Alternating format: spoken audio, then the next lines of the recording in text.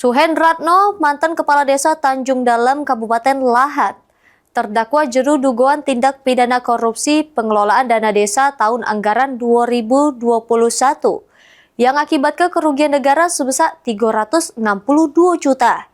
Divonis Majelis Hakim Pengadilan Negeri Palembang dengan pidana penjara selama 2 tahun 6 bulan, denda 50 juta, subsidiar 50 hari penjara.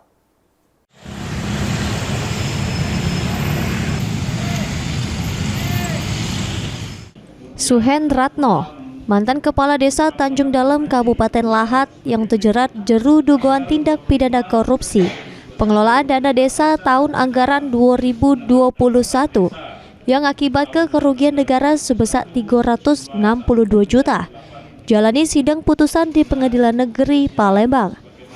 Jeru amar putusannya, Majelis Hakim yang diketuai Kristanto Sahat Sianipar menyatakan terdakwa Suhendratno terbukti secara sah sama meyakinkan bersalah melakukan tindak pidana korupsi.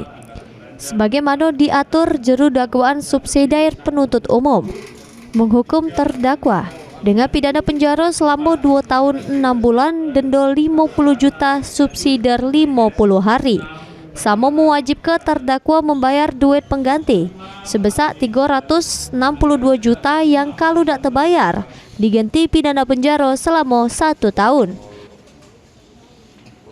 Apabila kepada beberapa surat lobby sampai warga negara penjara selama 2 tahun 4 bulan dan denda sejumlah Rp20 dan itu denda subsidi dibayar dengan penjara selama 50 hari.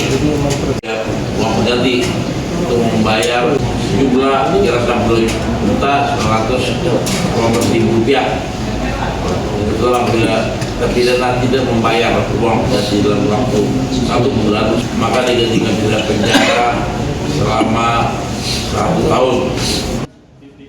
Vonis tersebut lebih ringan dari tuntutan JPU yang sebelumnya menuntut terdakwa dengan pidana penjara selama 3 tahun, denda 50 juta, subsidiar 6 bulan kurungan.